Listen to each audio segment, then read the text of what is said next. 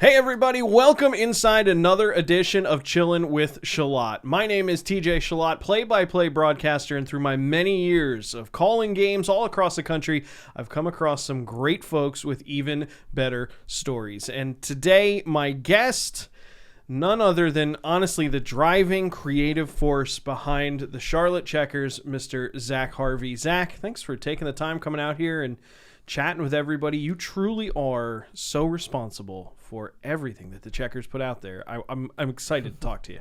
Yeah, what's up, man? It's an honor to be on the show. 7th guest. I won't hold it against you there, but you had Eric on before me, so that's a little blow. But you got to start easy. You got to start easy and work your way up. Yeah. But yeah, honored to be on and excited to just chat through a bunch of memories, a bunch of good times with the Checkers and beyond. How long have you been with the team now? Going on what year? Ooh, I think this is going into year 6, something like that. I always get it confused now because of the COVID year. We didn't play, I was with the team, but we didn't play, so I just always get confused now. Employment years are different than team season years, right? Yeah. But, in talking with you and what you're about, I mean, you control everything from graphic design to jersey design to almost everything. Even the game, the show, when you're there at home, I mean, so much falls. What exactly, run through, just give me the checklist of what you're doing throughout, your job. What does your job description look like? Oh, it's tough. And it's honestly one of the best parts of my job is that we're not doing the same thing every day. When I'm in the office, I get to edit videos, edit graphic design and, photography and kind of get techie with some of the other things of my job. But on game days, we're producing the show and get to be kind of up. If people don't know this, we produce our shows out of the 107 Crow's Nests in the Bojangles Coliseum. So next time you're at a game, look up there, wave hi. But yeah, that's where I stand. One of the best parts of my job is I get to blow the goal horn. Right. So literally on my credential, one side says Director of Creative Services, and the other side says goal horn guy. Nice. So it's one of the best parts. And sometimes I kind of get a little trigger happy and a little finger or my thumb gets heavy and I just kind of sit on it. So yeah, it's a busy job. It's a lot of different things at different times. Here we are in the summer getting ready for a new season and getting our graphic look created and doing all this kind of preseason work and production. Just to make sure we have a good season going in strong and have all the templates built that we need and so forth. So, yeah. Because you're in one of those roles where the off season, there is no off season for you, because the moment the final game is played and final seconds tick off the clock, you're right into thinking about next season and, okay, how are we going to change things up?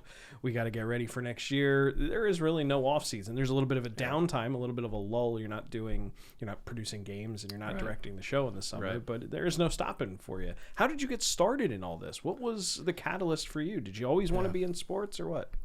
Yeah, I grew up in Northeast Pennsylvania. I know you yourself are from Pennsylvania, so cheers to that. But yeah, I grew up there. I fell in love with hockey at my first Wilkes-Barre Scranton Penguins game up there. We don't hold that against you. But yeah, that was back in 1999. And that was just so much fun. I was immediately hooked on the game. And if you meet somebody that loves hockey, they usually have a story like that where there's just that moment that it clicks. So my parents bought us season tickets. We were there for almost every game. How old are you at that point? Oh, I must have been like 7, 8 years old. Oh, you're young. So young, yeah. Yeah, I have some great photos, and maybe I can find them, dig them up. But I have some great photos of me. They hosted the All-Star game one of those years. I think it might have been in '99, and I had to get photos with every single mascot there, and I fell in love with mascots too. So that's kind of my thing in life too. But yeah, anyway, fell in love with hockey, and then fast forward a little bit, went to college, and at that point I was looking to do something with media, but I also had a love for music. So I was kind of at a crossroads in life, and I was deciding what what to chase after. And I was able to kind of play music whenever I wanted, had some guitars and stuff. So I just kind of pursued that as a hobby and elected to chase after a dream of media and a career in that field. It led me to outside of college, a year out of college, I got a job with a local TV station up there in Northeast Pennsylvania. Did that for about a year and a half, and they had started their own local news, so I was like, I'm kind of done with this, and Yep. I was looking for something new. I was throwing my applications in everywhere, and it's a funny story. The Checkers job just kind of fell out of thin air, and it was an email that was forwarded through 3 different people that found its way to my inbox about like a production assistant job at the time, and it found its way to me, and immediately I pursued it. And before I knew it, I was flying down to Charlotte to interview, and they kind of threw me into the fire during one of their games in April. So at the end of a season, they had me produce it. Okay. Because that was a big goal of theirs, to find kind of a new producer for the game nights. And that was kind of part of the job that I didn't know if that's what I wanted to do, because I hadn't really done much of that at that point. But I can truly say it's the best part of my job now, and there's nothing like putting on a good show and making people laugh and making people cry and entertaining. Well, you're one of the smartest guys that I know, and I think that kind of speaks to it. I don't know a lot of smart guys, but you're one of the smartest guys that I know, and I kind of think that speaks to it, because here you are, you're working for a year and a half for local TV news, and all of a sudden you're in the American Hockey League doing all the things that we just talked about you were doing. I mean, you would think that there would be some, maybe 2-3 steps in between where you work for a sports team as an intern or something, and you experience what it's like, how to direct a show, not just kind of, hey, we like this kid's stuff, let's just throw him to the fire. So, I mean, you really adapted well, and your personality comes out so much in those shows. I mean, when you find the funny people out there, and the camera folks are fantastic and they're helping you out. I'm sure you're hopping on the comms saying, find me something good, and they're finding the good stuff. But there's nothing like when the Checkers are winning and, Country Roads comes on, and it's all just stuff you've helped create the identity in the arena. And it's anybody you talk to is always like, we love going to the games, not necessarily just because of hockey, but because it's so just immersive and just so much fun. And that's all to you. I mean, how long did it take for you to find that rhythm? You get started that first year, did you kind of just jump in right away, or did it take a little bit? Well, I think I've been truly lucky and truly blessed to climb the ladder as fast as I did in my career, and get to a point where I get so much, creative freedom and say in a team's brand, a professional hockey team's brand. And that's pretty cool when, you're in your 20s. And I just crossed the 30 threshold. So I'm officially in my 30s, which it feels good. Feels old.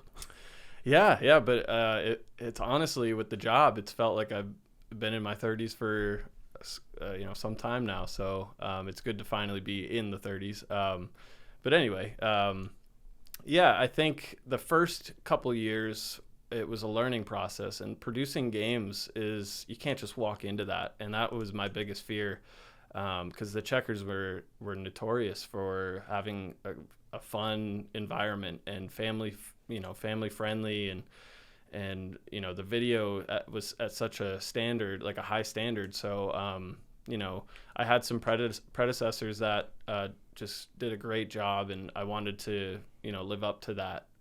So the first couple of years, it was a learning process. It was getting comfortable in the position, and over the last couple of years, I think I've actually been able to open up and take more ownership of it, and kind of create my own environment, and install some new promotions and some experience things. And Angry Chubby is I love talking about Angry Chubby, because it was just a joke one day. It was like I photoshopped Chubby to be angry, and you wouldn't ever see Chubby angry because he's the happiest polar bear alive.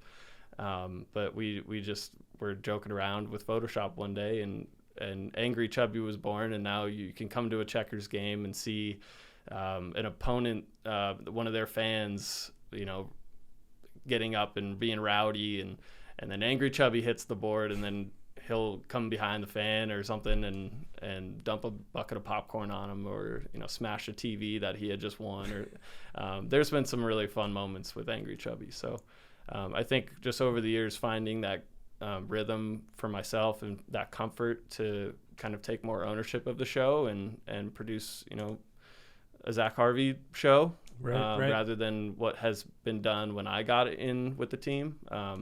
That's kind of been a learning process, but I think I finally found a good rhythm. I think it's funny that you talked just a couple minutes ago about your love for mascots, and then naturally you bring up, Chubby, the Charlotte Checkers mascot, and how much that's one of your favorite marquee items. When you were going through, your first 3-4 years, whatever it might have been, was there like a light bulb that went off above you that was kind of like, okay, like this is my time to make it a Zac Harvey show? Because as you said, the show beforehand, the one that you inherited, was great. And when you first get into any role, whether it's this or any job out there, you tend to do what everybody had done before you until you kind of find your rhythms and you feel a little more comfortable taking risks. Was there a point there where you kind of were in year whatever and you said, you know what, okay, I think I can take a little bit more risks, and this went over really well, let's try it again? Or did it just come naturally and organically? Right. I think it's actually funny. I think it came during the COVID year when we didn't have hockey, and I wasn't producing hockey games because nobody had ever done that before. Right. And we had a big challenge on our plates to entertain an entire fan base without a hockey team. And that was kind of presented to me, and, the rest of the world was dealing with, COVID in their own way. But as a professional hockey team that had just opted out of a hockey season, we had to find creative ways to entertain our fan base. And, that was also simultaneous to the reaffiliation or the affiliation change from the Hurricanes to the Florida Panthers. So there was a lot of change going on with the Checkers team and in our franchise's history, really. So it was kind of it's funny. I think it came to me in the shower one day, which most good thoughts do. Most good ideas do come in the shower, I guess. But just like everybody was, when we affiliated with Florida, I think our social media was just blowing up with comments of, release the new logo, and when are the colors changing, and who are the Checkers going to be now? Right. And so we took that personally, because we're the Charlotte Checkers, like right. We're not going anywhere. Just because we're affiliating with a new team doesn't mean we need to change our identity. So at first we laughed, but it was a kind of a brainchild to kind of poke fun at those people asking for a rebrand and calling for that. So we developed a very elaborate April Fool's Day prank. Yep. And you're familiar with this, Absolutely. But maybe not everybody is. This was on my list of things I wanted to talk to you about, because I know it's your baby, and it was a very big turning point. Yeah. Going back to your question of when did I truly feel comfortable in the role, I think it was taking on this project and going all out with it is probably that threshold that I crossed, and that's when I truly felt ownership of the position.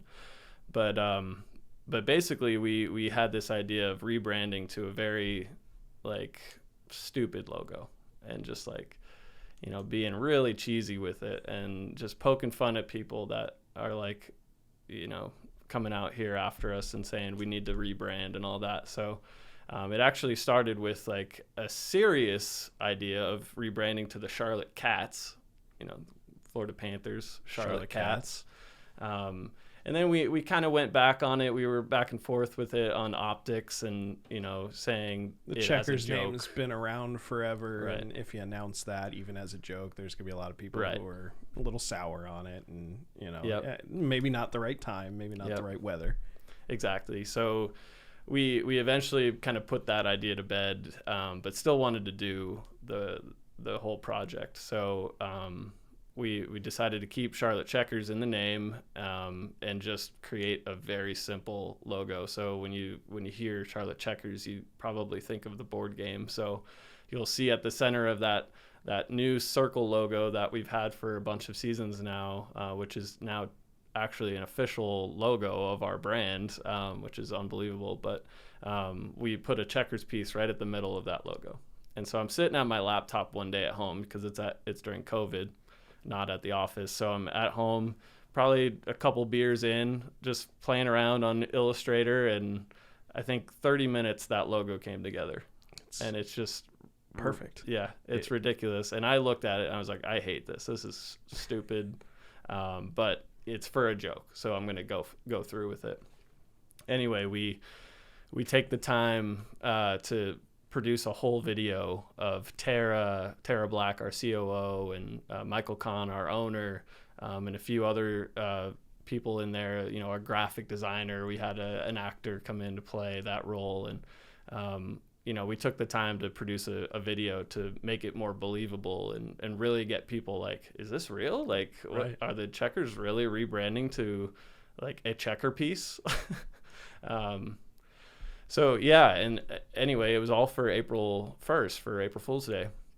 And we came out with it, and it just hit like nothing ever has on our social media. It was unbelievable. It just took off, and even though it was April Fool's Day, people were just buying it. It was pretty unbelievable. I have a bunch of screenshots of comments of people like losing their minds on Twitter and Facebook. But people kept calling for like, oh, I'd get a T-shirt of that. Like, you guys should actually like put that on a jersey. And we kept hearing this over and over again. And it was during the COVID year, and there's nothing we could do with it at the time. But our first season back from COVID, so 2021 season, we wore it for one night. We came out and said, we're going to wear this on a jersey for one night only. It was a black jersey, which we have a whole history of with the Checkers of bad luck wearing black jerseys. So that was a big deal to bring back a black jersey. And it was just a hit. It was a success. Like, the jersey auction was one of the most successful in Checkers history. So it was just pretty overwhelming to see that just out of a little like nugget of an idea during COVID, like, oh, let's entertain our fans while we don't have a hockey team, and then it goes on to now being an official alternate jersey that the team wears, and it's pretty cool. It really is, because it wasn't supposed to be that. It was Right. supposed to be a joke. And I mean, when you see brands that are out there for their April Fool's stuff, as soon as you read it, you go, yeah, it's April 1st. Ha ha. It's very tongue in cheek. Like, it's just, I remember a couple of years back, the New Jersey Devils announced they were going to rebrand to like the Angels or something. Yeah. It's like 4 or 5 years ago, maybe even longer. And it's just like, okay, you know, you have like an actual eye roll to that. Yeah. But that's where this was supposed to go. And this just takes off. Like, even the people are like, if this is an April Fool's joke, I don't want it to be. Like, it needs to be real. Right. And it's my favorite jersey, 1,000%. The black with the big red stripe and then the circle crest. It's easily my favorite jersey. And you guys were very kind to us broadcasters and outlined everything in white so we could see the numbers from a distance away. But before COVID and before you had the opportunity to settle in, you were a part of the Calder Cup winning team. And I want to talk about that a little bit, because the whole point of this podcast is stories and where guys have come from and the awesome people that I've met. This was before I had known you. You were the first person that I met, by the way, when I came to Charlotte, and we can dive into that here in a little bit. I want to talk about that Calder Cup year. That would have been your third year with the team? My second year. Second year with the team.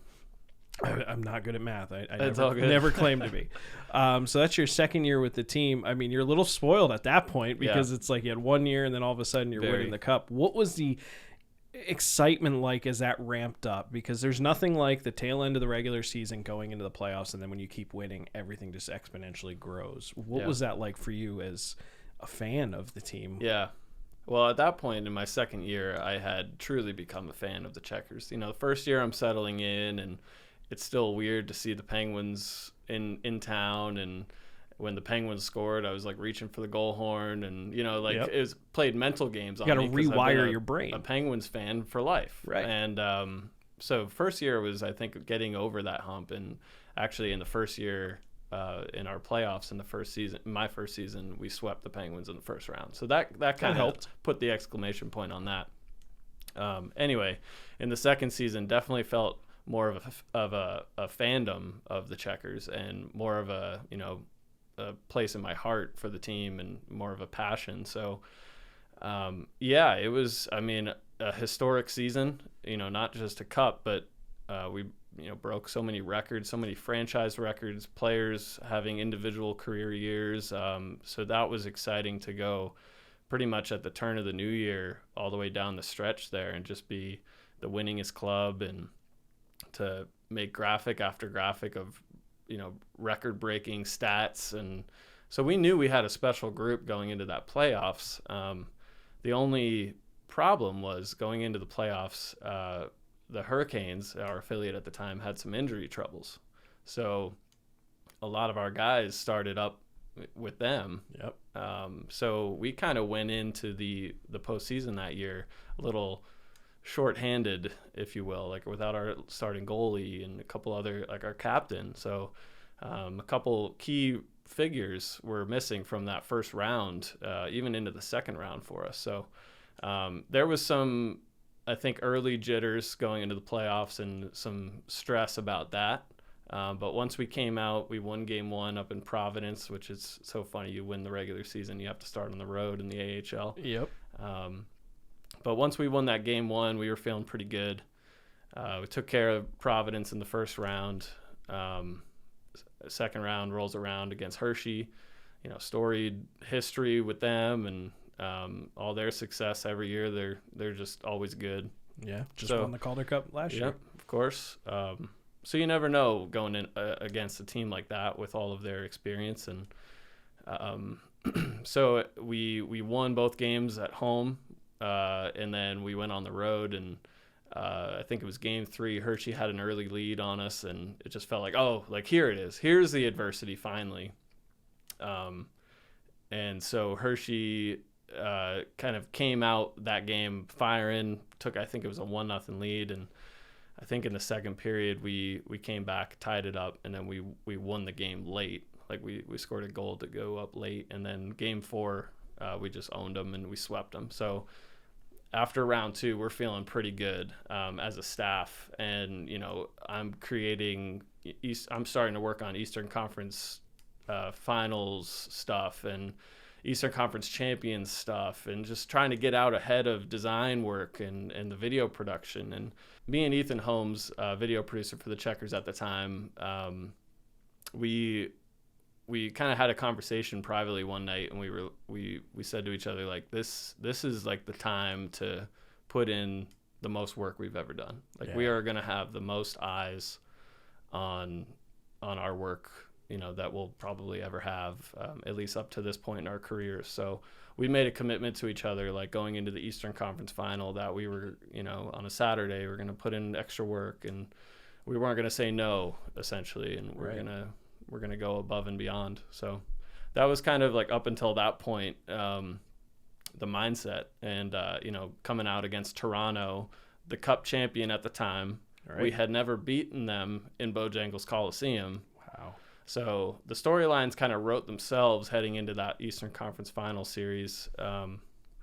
And they came out and won game 1, the Marlies did. So it kind of put on pressure, and we were like, oh, it was a little bit of a wake-up call.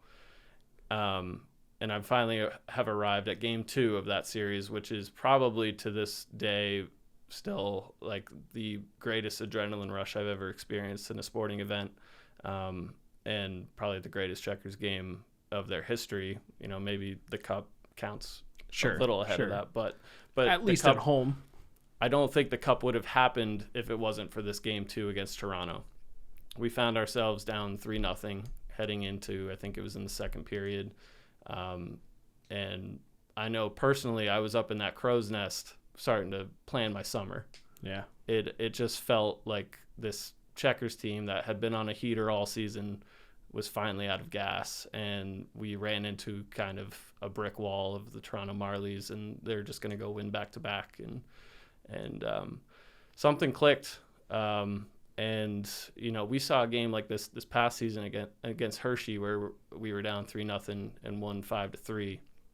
But once the goals start pouring on in that Coliseum, the crowd gets rocking, and it was a big crowd that night. It was like, it was a wave I've never experienced before in, adrenaline's sake and in a sporting event, period. So went on to come back and win that game. And I'm losing my mind up at the Crow's Nest, as you can imagine. It's not all business up there. Like we're having fun. We are celebrating goals with the team. Like I remember when we tied that game. I remember pressing that goal horn every single time that night. I remember vividly. And my former coworker next to me, Charlotte Guthrie, we would just hug each other because it was, I mean, just pivotal goals and pivotal moments in those playoff series. So we're up there partying and celebrating just like everybody else.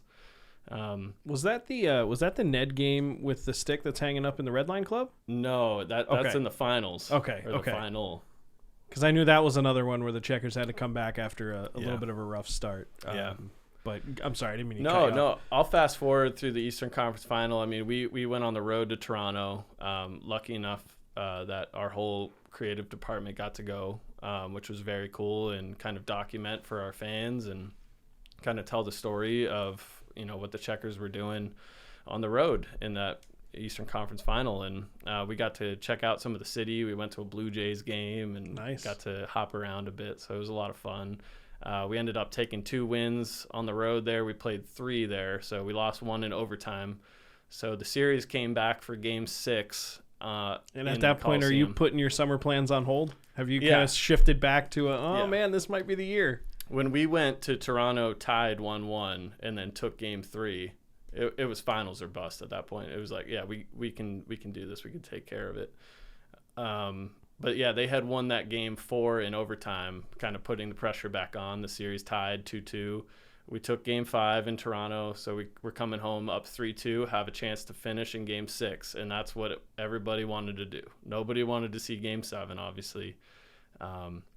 So lucky for us, we got some bonus hockey that game. We went to double OT in Game 6 of the Eastern Conference Final, and Morgan Geeky took care of business there, putting it away and propelling Bojangles Coliseum into a frenzy like I've never seen.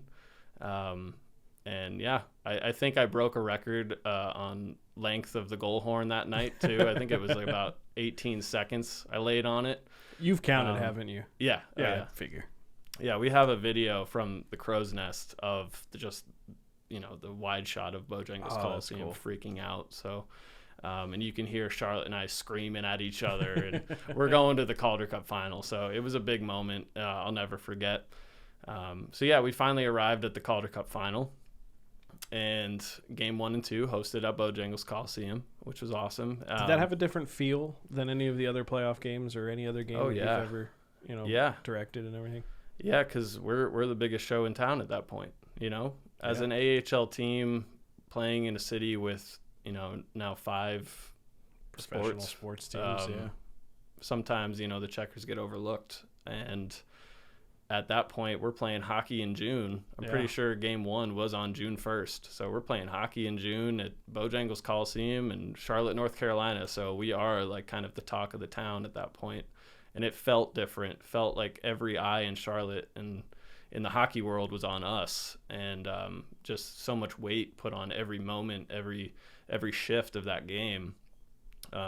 So we redesigned the entire show. We produced new video content, everything for that, because we knew that there would be a greater audience. So and we did. We broke both nights. We broke records for attendance in the Coliseum for a hockey game, which was awesome to be a part of and announce. But yeah, Game 1 came out. The team kind of fell flat there in overtime, let in a squeaker, and that's the Ned moment that you're referring to. Ned charged off the ice, and he knew that he left one out there, and he put his stick through the wall back by the locker room. And now if you go in the Red Line Club, you can see it all framed and a nice kind of museum-like piece. With the plaque. Yeah, it's a little Ned shrine. Yeah, there, exactly.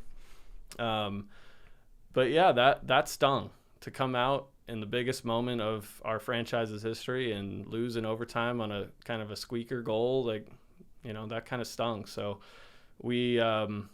I just remember going into Game 2, I think it was the next night, everybody just kind of put their head down and was going in and was going to do the job. And I remember the team was very, serious, and nobody was goofing around, and there was just a very tense mood in the room. Understandably so. Yeah.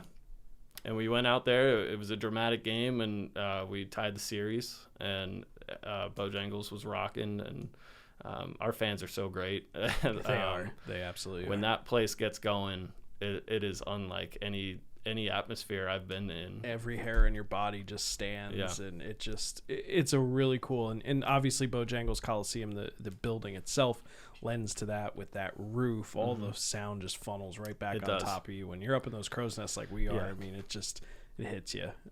It's very cool. But then obviously things switch over and you head on out to Rosemont. Yep. Do you wish that the team would have won in Charlotte versus out there? I get asked this all the time, and I have a very unique vantage point.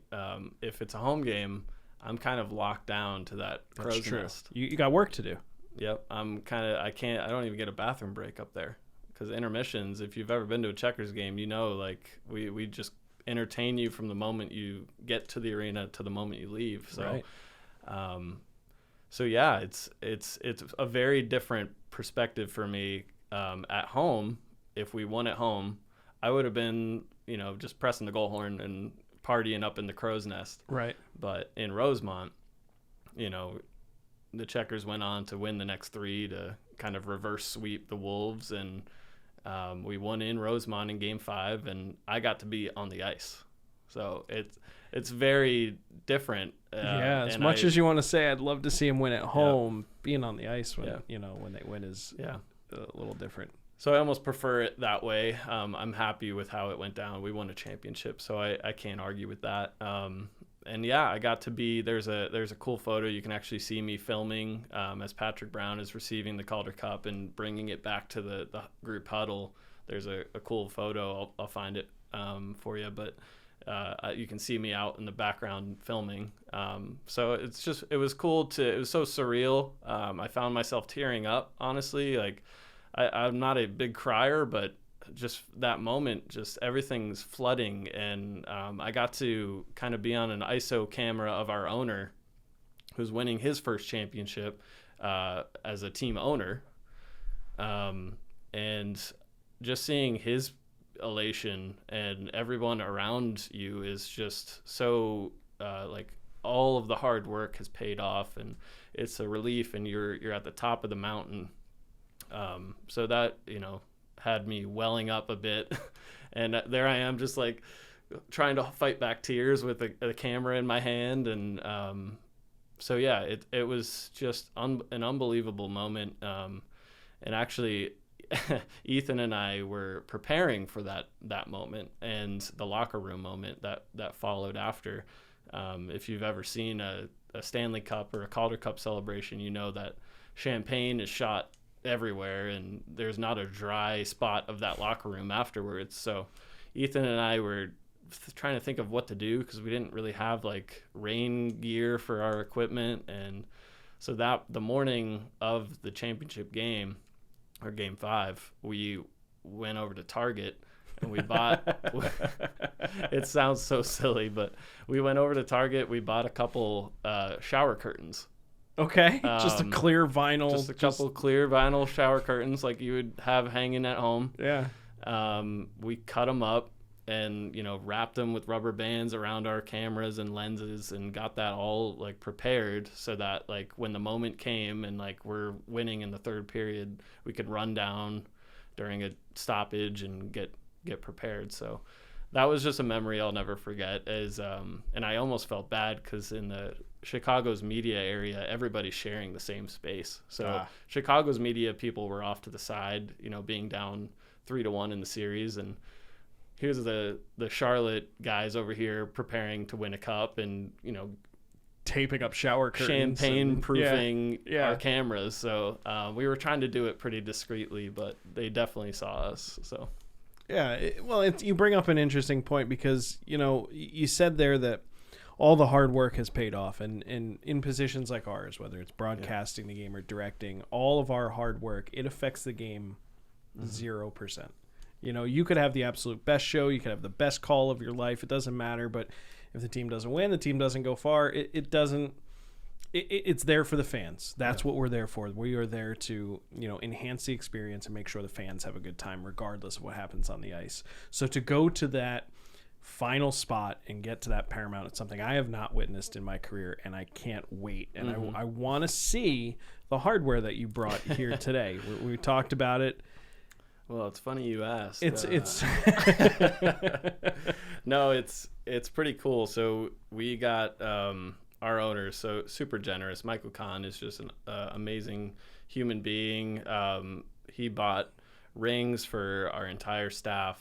You know, obviously the team, the coaches, the hockey staff, but also the guys running our cameras and running the things behind the scenes got rings. So it was just an incredible thing to get one of these.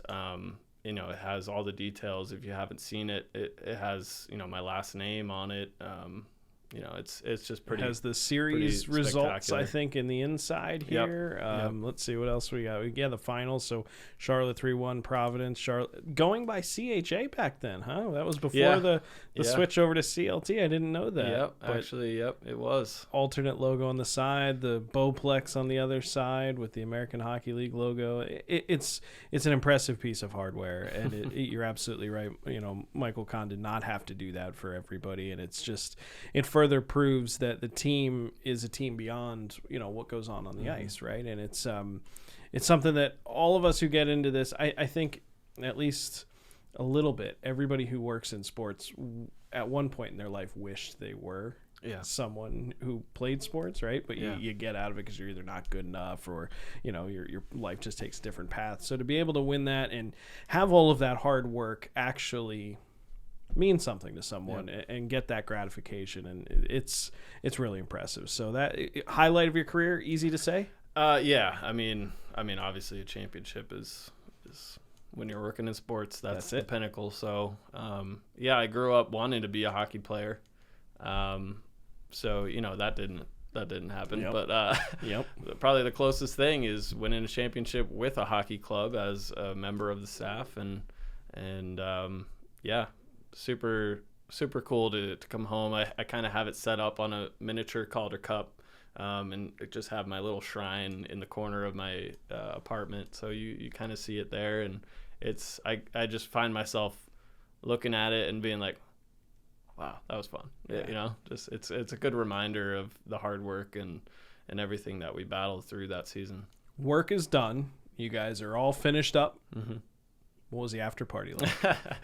It's man, what a night. I hope everybody gets a chance to experience a night like that too, winning a championship. And Ethan and I, you know, stuck together throughout the party too, because, you know, we had just completed, and, you know, our whole department, Nick, Paul, you know, our whole staff, really, we stuck together and partied. But Ethan and I had a bottle of champagne to ourselves, and we were just splitting that. And it was actually really cool. We got back to the hotel that the team and the staff, everybody was staying at, and I think there was just a couple parties happening in different rooms, and we were all just hopping around. It's like 3-4 a.m. and nobody's sleeping, right? Nobody's sleeping. The cup's there. You know, I remember, you know, drinking out of the cup that night, and, you know, drinking out of Andrew Podorowski's MVP trophy that we had in the one room, and then the cup's in another room, and we're singing Country Roads, we're singing all sorts of songs, and the hotel probably hated us, but absolutely. I mean, we had just won a championship. So we didn't sleep that night. Found myself, I think Ethan and I had to load the equipment truck. I had to get all of our gear on there by like 5:30 or 6 a.m. So we're out there doing that, very drunk, and then hopping on like a shuttle to the airport by like 6:30 a.m. And I vividly remember drinking an IPA on the shuttle to the airport at 6:30 a.m. Little hair of the dog, just keep it going. Yeah, I mean, not hair of the dog at that point. I don't remember anything beyond that, really. I don't remember going through security at the airport. I don't remember the plane ride. I vaguely remember getting back to my apartment in Charlotte, and I'm sure I slept that whole next day and preparing for the celebration. Of course, I remember having to do some quick design work and stuff, but half cognitive because we had just partied till dawn. And it was quite a night. I'll never forget just celebrating that moment with our staff and just at the pinnacle of everything. It was pretty cool. You said that you're pretty much kind of okay that they won it on the road because you got to experience it a little bit differently from a work standpoint. Is there part of you that kind of wishes they would have won that at home because the after party would have been a little bit different in Charlotte? Absolutely. As great as it was to win on the road, it would have been just something else. And I hope to win a championship at home someday. And this season probably. But, yeah, that'd be nice. But yeah, it would have been different, but it would have been so much better. We would have been able to control kind of our destination and like where the party was, and have transportation taken care of, and not annoy any hotel workers. Right. Our friends, our entire friends and family could have joined. You know, it just would have been very different. In a good way. So, I mean, hopefully someday. Yeah, and knowing our season ticket holders, they would have found out where the team was. They would have gone out and, they probably would have just followed the buses out from the parking lot at Bojangles and found somewhere. When you look at, not to get off all of the fun times, but I'm getting a little envious and jealous, so we're gonna stop talking about that for a second. When you look at all the stuff that you get to do, because you get to dip your toe into, photography, videography, graphic design, so much stuff, the production stuff, the actual just creation of the designs and the logos and stuff. What is your favorite part? If you could choose to just do one of those sections as your job and that be okay, what would you focus 100% of your time on if you had that luxury? Yeah, that's a tough question. Cause like I said it like during the open, it's one of my favorite parts of the job is like, any given day I'm doing different work. So what's the favorite part? Fresh. When you go into work in the morning and it's 9 o'clock and you find out you're doing this today, which one kind of gets you up a little bit and you're like, okay. I feel like I crave graphic design more. And that's funny because I literally took the job with the Checkers, just wanting to come in and make hype videos and just like, hey, let me make cool videos and but no, graphic design has become a huge passion of mine. That sounded like the did meme, absolutely. I felt that you said that in Comic Sans. Like yes, absolutely. In Comic Sans, graphic design is my passion. That's right. That and just producing the shows. It can't really be put into words.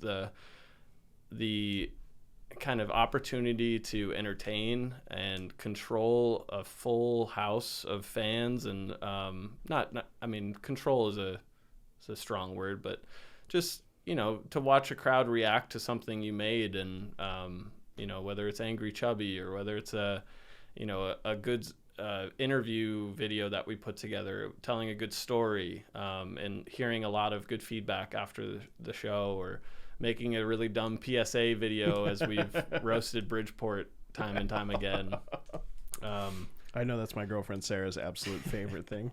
Just the Bridgeport is not an island. We should play it real quick. Can we play Absolutely. We'll splice it in right here. Attention Checkers fans. This is a public service announcement. It has come to our attention that the definition of an island has been compromised. Webster's Dictionary defines island as a tract of land surrounded by water and smaller than a continent. The state of Connecticut is part of the continental United States and thus is not an island. The town of Bridgeport is also not an island. Thank you for your attention to this important matter and enjoy the rest of the game.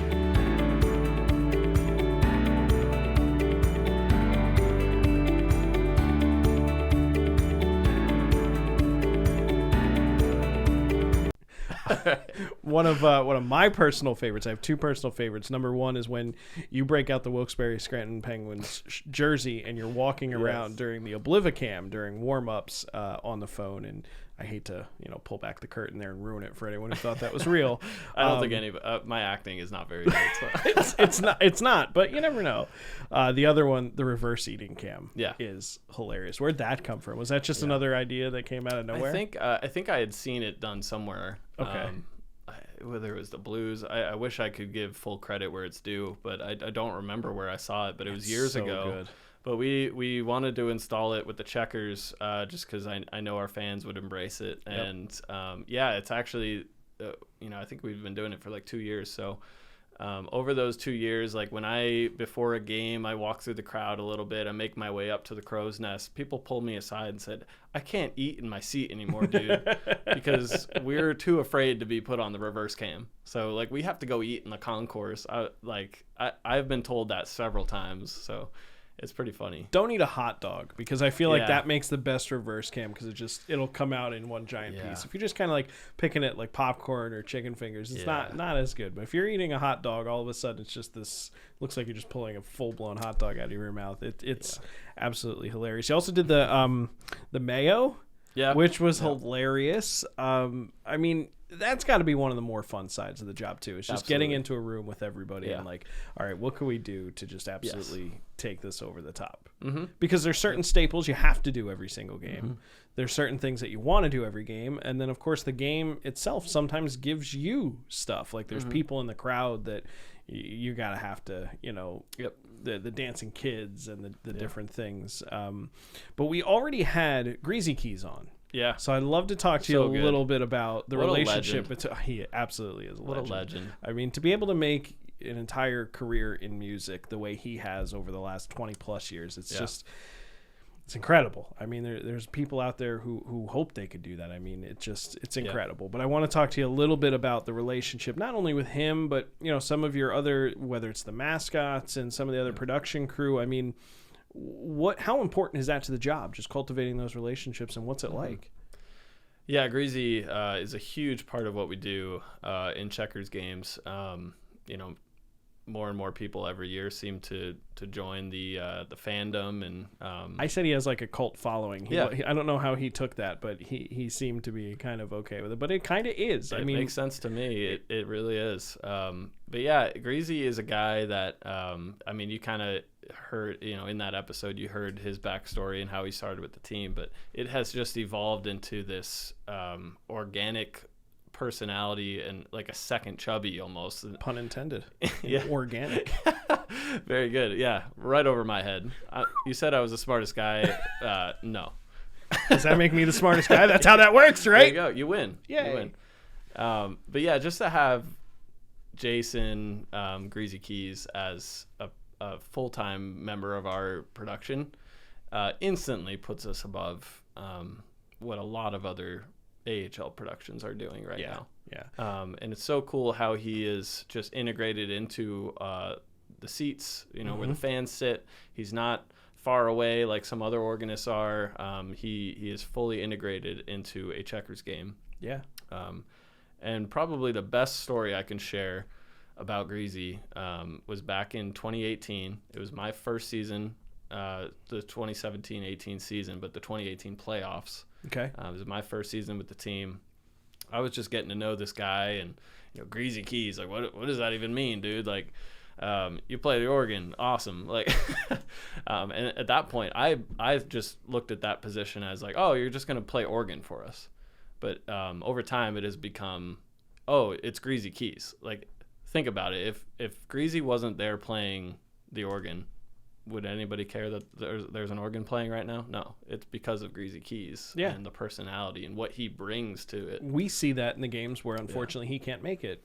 We just play the organ sounds through the speakers. It's not the same. It's not the same. So, I was still learning who this guy was, and we entered the 2018 playoffs, kind of underdog role, and we, as I mentioned before, we swept Wilkes-Barre in the first round. So we're coming into the second round real hot, and we're playing Lehigh Valley. And, we have our fun history with them and all, but I think it was game 3 or something, and it ended up being the longest game in AHL history. And this is when I think I had the deepest appreciation for Greasy up until that point. Was this night he couldn't make it for whatever reason. I think his family wedding or something. He either had a gig or something family related. He couldn't make it, which we totally understand. And he was following along, saw that it went into overtime, saw that it went into double overtime. His event or whatever he was at had ended, and he's texting me during the second overtime. He's like, "Hey man, can I come? Can I be there?" And I was like, well, I would hate to say yes and then him show up and the game's over. Yep. Right. But he said it would take him like 25 minutes or something. So I'm like, absolutely do it. Little did I know he was bringing his keytar. So we enter the third overtime of that historic game.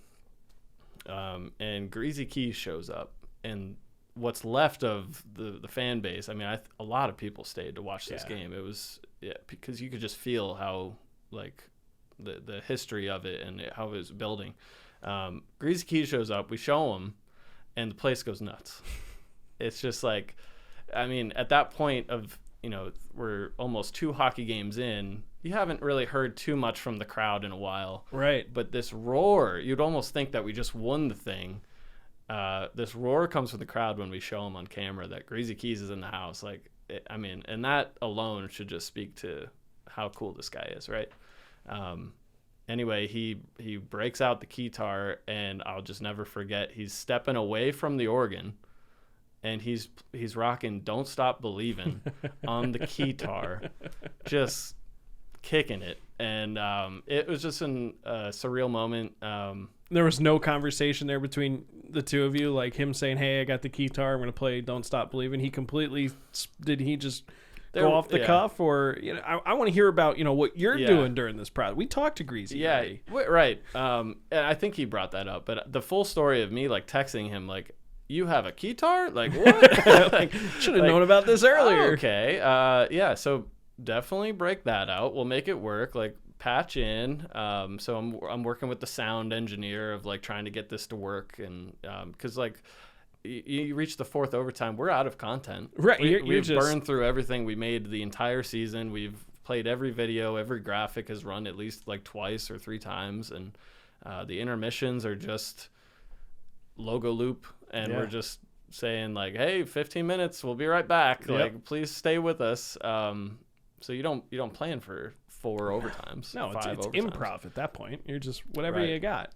So of course I'm going to try to make this keytar thing happen. Sure. So just texting back and forth with him. He hopped on comms, and we talked through it, and so I gave him the green light, and he's rocking out on a keytar and playing "Don't Stop Believin'" in the 4th overtime or whatever it was. And unfortunately the Checkers lost that one, which stung, and then we lost the next game to eliminate us. So it was like, oh man, what if we won that game? Like, it could have been a whole different story. But Greasy Keys showing up in the 3rd overtime, whatever it was just almost more historic than the game itself. Yeah, it's like that second win to the crowd, right? Like, it's like the boxer that gets up off the mat and then ends up throwing some punches and miraculously looks like a different person. I'm glad you brought up comms, though. Yeah. I'm fascinated. Over the last couple of years, I've been doing some freelance camera work and stuff for different organizations throughout Charlotte, and it was my first real experience with comms and like being a camera guy and hearing everything in my headset, because when I'm up there, the only thing I'm hearing is me, for better or worse. I was fascinated at what goes on in the comms. I mean, if you were to break that down in percentages, how much of it is you guys just goofing off, having a good time, and how much of it is like kind of serious business work? I mean, do you guys have a good time? I mean, what's it like? Is it fun? Yeah, I mean, comms is an interesting place. I kind of am up top on the base station, so it's routing all of the different directions of different comm lines. So I have different channels to get to different people, but I can also just like select all and kind of be the voice of God on comms, which as the producer you kind of have to. But I try to, if our PA guy is reading a script or something, I'm trying not to talk in his ear while he's doing that. So just being mindful of that while you're producing a show. But yeah, comms are a fun time. Our studio is on a separate channel, and our director and I are back and forth going on about, cameras, but when we run Simba Cam, or when somebody has a great fan for or like a great hair of the game or something, and we'll call up and say, Zach, you're never gonna believe what we found down here, like, and I'm like, okay, I can't wait, like, please don't don't mess this up for me, right? Like, right. But yeah, it's a really good time. It can also be pretty hectic. There's those games where we score like 4 or 5 goals in a matter of like 5 minutes or something like that, and it's just like, you don't have time to do anything else. No, you're trying to get everything straight and keep a tight show, and trying to relay a message to the PA guy, but also trying to call down to your director to go to this element, and hey, what's coming up next whistle, and hey, Greasy, stand by, so it's a lot to, and that's why it took me so long, I think, to feel fully comfortable in the role. So it's a lot at once, and there can be 10 voices in my head at the same time. It's just about, saying, hey, like, I can only go one at a time here, and just trying to organize in that way. And it's a lot. During some of the slower moments, how many times do you get on the comms or somebody else, let's say somebody's having a really bad game, missed the net a couple times. How many times does somebody come on and just go, I swear to God, if this guy misses the net one more time? Like, how much are you guys talking about critiquing and just talking about the game, or is it more kind of business? Oh, it's usually me. Usually I keep my... You have the clearance, right? Who's going to say anything? Right. Usually I keep my comm open for the most part, and I've heard several people say this has been helpful, because I almost tried to imitate you. I almost try to give a play-by-play. And, okay. It's funny because we have your audio piped into the studio. Right. And sometimes the director will call up and say, like, hey, Zach, you just said, like, word for word what TJ just said, which is pretty funny. I'm like, honestly, that's an attribute to me, because I don't think I feel like I know what I'm talking about 90% of the time. So that's good that I'm at least matched up with someone else. Yeah. Well, it's just fun. I like to keep everybody on comms informed. Not everybody's looking at the ice the whole time. I kind of have to. Sure. So, yeah. That was a big hit, or like something's going on in section 124. Let's try to get a camera over there. Just trying to keep everybody aware and informed, and the game ops crew and camera crew, and just it kind of helps. And replay is tuned into that comm too. So if there's a big hit and I call it out, maybe that operator's just not paying attention for a quick second, and then they can turn back and mark it. So yeah, I usually keep my comms open, and the downside of that is it catches some it catches either some profanity, or it might catch like, this player just should retire. Yeah, that's kind of what I expected, right? Just hang him up, buddy. Yeah. So yeah. Speaking of profanity, I'm surprised that Eric didn't break your beep button. Yeah, well, Eric, he asked, and I was like, "Look, man, we just want to talk, however you want to go." And of course, he went. He went, and I went, and it became a self-fulfilling prophecy. And to this day, look, we're only 6 episodes in. I haven't edited this one yet, but that has by far been the longest editing session, just going through, because I have to listen. I'm like, I think he hit it like it's like that song "Hot Dog" from Limp Bizkit, like 76 times. I'm like, beep, beep, beep. Yeah. But that's Eric, right? Like, he's not he's not prim and proper by any sense of the words. I love he's him, fantastic. But, we almost had to buy a new beep button, I think. I wanted to test it, if that's okay. Can I just quick test your beep button? Go ahead. Can I just say, like, all right. Well, I guess we'll see what happens. There was a little bit of dead air there, and I don't want to ruin the magic, but I might drag out the beep just to cover the dead air. We'll see what happens. Making more editing for me. Excellent. Thanks. No problem. I appreciate it. Speaking of editing and producing and all that stuff, if you can share, what do you got new coming this year at Bojangles Coliseum as far as the show is concerned? Don't spoil anything for anybody, but you got anything new coming up that you're excited about? Well, the beginning of every season, we got like 40-some days until this opening weekend, so it's go time now. We're in full gear now, and we just finished up our matchup look, and which leads to so many other things, our graphics packs, and we usually start with a giant graphic and build off of that. So like a matchup graphic or something crucial like that, and develop an entire pack from it. And all that starts after that last game. That's the stuff that you're immediately thinking right. about. Back in June, 100%. I know. You listening to this, Paul? Yeah. Did not just come out of the blue last week, I swear. Absolutely not. But yeah, it's always an exciting time, and we are thrilled this year. It's almost like planning for 2 seasons, because we have this outdoor game that you might have heard of. I have. Didn't know the date. I keep forgetting the date, but January 13th. I have the schedule, so I'll be there. But January 13th, and we are just thrilled. It's another dream come true. Like, everybody hopes to win a championship.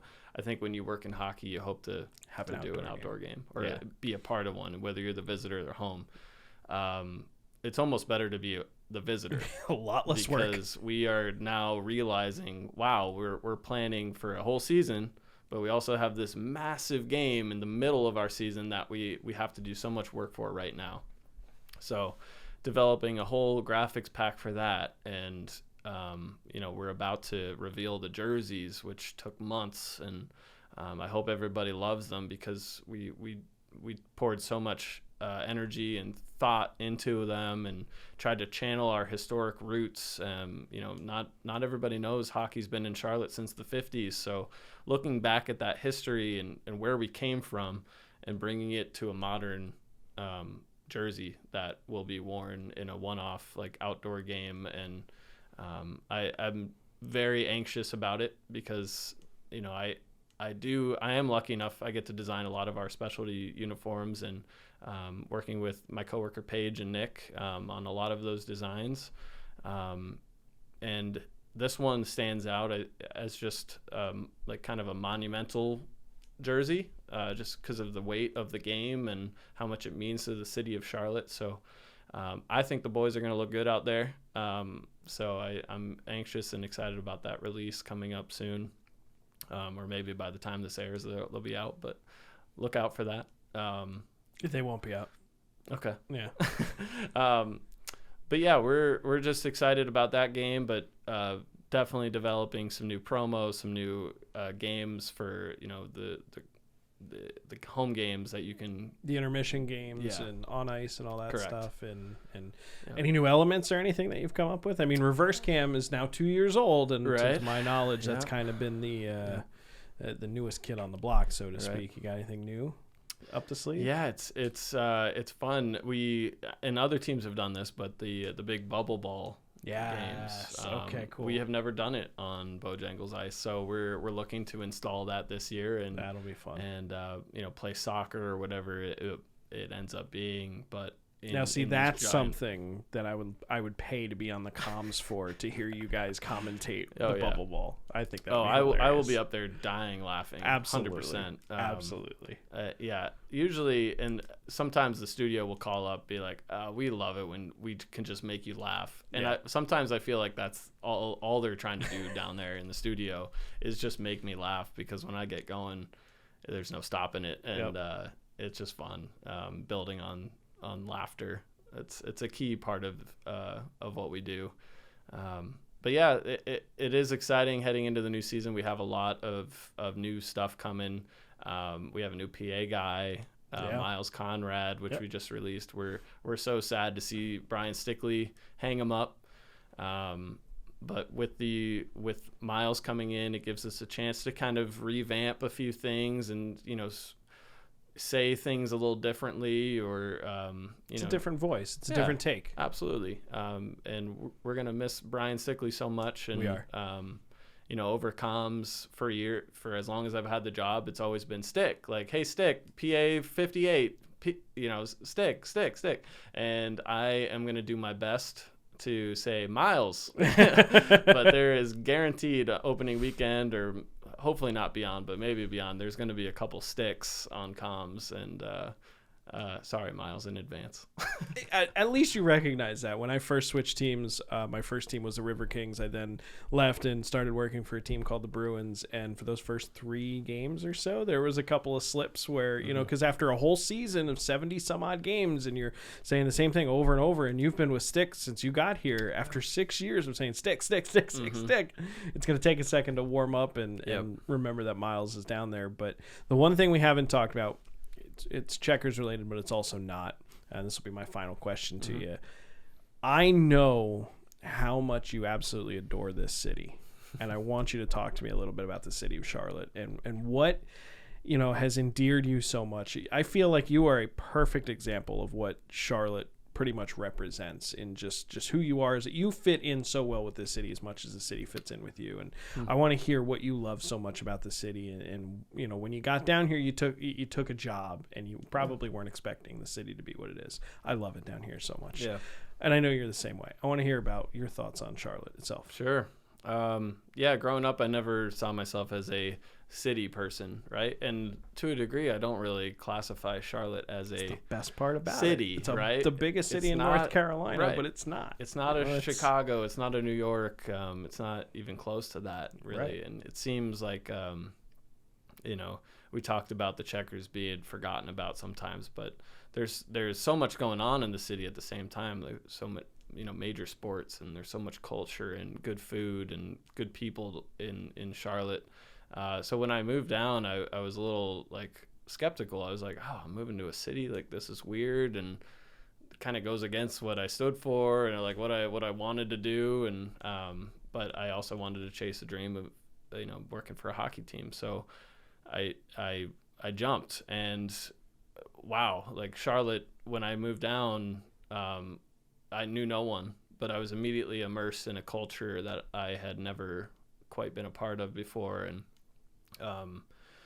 you know, the Checkers have been such a big part of why I've fallen in love with Charlotte and in the community, and with how much the Checkers give back in the community and encourage their staff to get involved in, you know, in nonprofits and within the community. So, it's been an amazing 6 years. I think this is going in my seventh year. So, it's just become home.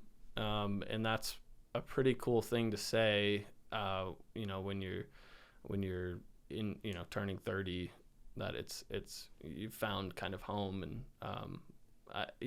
I think I've always had a dream of like, oh, NHL, and people ask me all the time, like, hey, when are you going to the NHL, dude? And I'm like, you know what, I'm really happy where I am right now in life, and the Checkers have taken good care of me, and I've found a home and a good friend base, and it's family, and it's so close to my heart, it would be almost impossible to leave. So yeah, trying to speak from the heart there a little bit. But, that's what I was trying to get at you. I knew it would come out because we've had this conversation. Yeah. I think I was one of those people at one point or another that asked you, you know, when are you going to go to the NHL? And we talked a little bit. You were the first person I met when I came down here. I mean, we had drinks at Hop Shop down there in Plaza, and I saw your Pittsburgh Penguins credit card, and I was like, what is that? That is, you can't have that, surely. That was somebody else's. Yeah.